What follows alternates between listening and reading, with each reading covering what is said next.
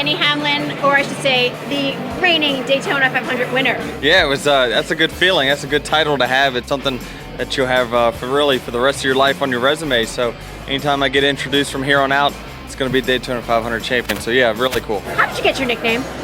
I got my nickname Bubba from my sister the day I was born. We really don't know why, but it's kind of stuck and it's different. So I'm all about being different. Now, we're in front of your hauler right now in California. How's it feel to be back? I love coming out here. It's always nice weather for one, and we've been out here all week. Good to be here in California. It's been like a long stretch. Yeah. But yes, definitely ready to get home, but we got some unfinished business to do before that.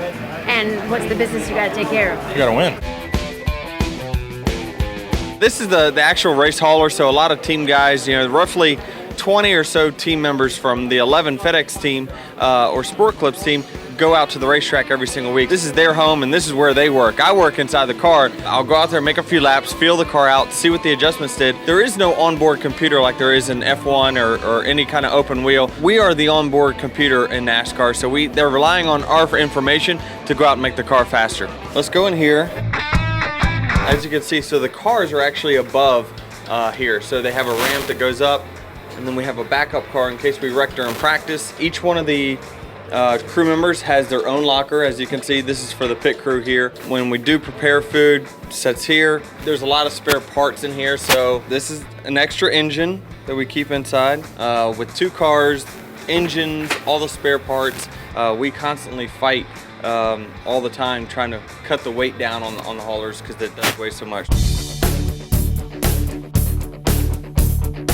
Every nut and bolt that's on the car, we have a spare of. Okay. And when I say spare, like 10 of. Could you actually switch roles with a crew guy and do all of this? I used to have to do all that when I was younger and working on my own race car, but now it's like, okay, let the professionals handle it. You just go out there and drive and do what you do. Up in here is where all the important people work. We're gonna let them be, but the crew chief and then engineers and everything, and they'll be talking constantly about, all right, well, this is what his feedback is. What can we do to improve the car? So if this is their home away from home, you probably have a mobile home here, parked somewhere. We live there, 4 to 5 days, sometimes a week. So I spend arguably as much time inside that bus. Although I've never been in it while it's been moving. I've had it for 8 years now. We fly from one place to the next. And it just, the driver takes it where it's got to go. Our whole team flies back and forth. So we jump on the team plane, we're able to debrief with our team, what we did throughout that day, and then work at the shop during the week and get ready for the next race. And then we fly back out and meet everyone back out here again. Private jet's not a bad perk. Every time I've met you, you are kind, you're sweet, you say really great things. Thank you for that. That's because we don't race against each other on the track. This is true. So why do you have this bad boy, obnoxious I don't know. image? Maybe it's because I'm different. I put a helmet on, my mindset changes when I race. But I think that's the competitive atmosphere, right? And if you're a competitor, you want to go out there and win. The number one goal when you get on the racetrack is to win. Your character on Snapchat, social media, kind of breathes a new fresh air into NASCAR, huh? It's a little different, and like I said earlier, I'm all about being different, but sometimes it's kind of misconstrued and taken a different way, so it's kind of hard to play that fine line. I'm all about being myself, and that's what everybody tells me to do is, don't change for anybody, but then it's like, do I need to kind of tone it down or what? But at the end of the day, I'm like, it's all right, it's me.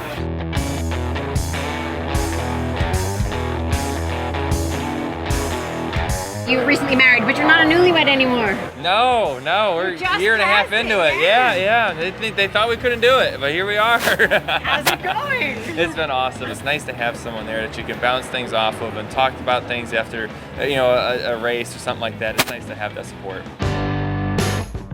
You do drive a car for a living, a race car.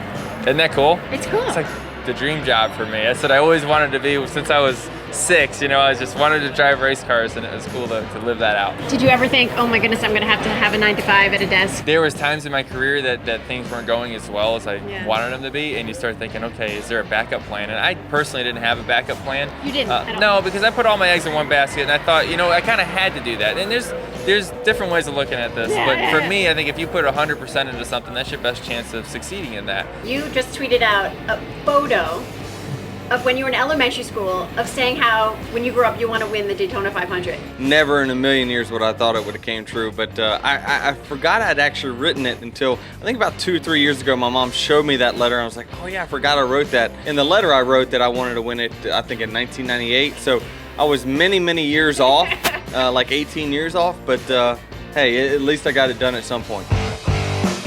Okay, I'm gonna do a rapid fire quiz with you. First thing that comes to your mind, ready? Hidden talent. Drumming. You know what I can do? You know those? You ever seen those globes that there's a golf ball on the inside and you got to put the golf ball on the tee? I can do it. Talent you wish you had. A singer. Wish I could sing. Oh, Right? you don't got it? No. Heck no. That's why I drum. I don't really have another talent outside of racing, Well, and you I don't wish really, you had. but I don't care. Do you want to be a better bowler, golfer, tennis player? I'm not good at any Yodeler? of those. Yodeler, yeah. If I can be a better yodeler, Okay. that'd be better. What's a yodel? One person you can always count on. The Madre, of course. I had to give her some plug there, so. Love that. Go, Mom. That's right. I can always count on my wife, Good and I answer. can always count on my team. And I know it's not one person, but it's nice to have a team behind you that is constantly there. They work their guts off on my race car all the time, and how we work together, and we win together and we lose together. And I think Yeah. that's something that you can lean on a lot. First kiss. 2nd grade.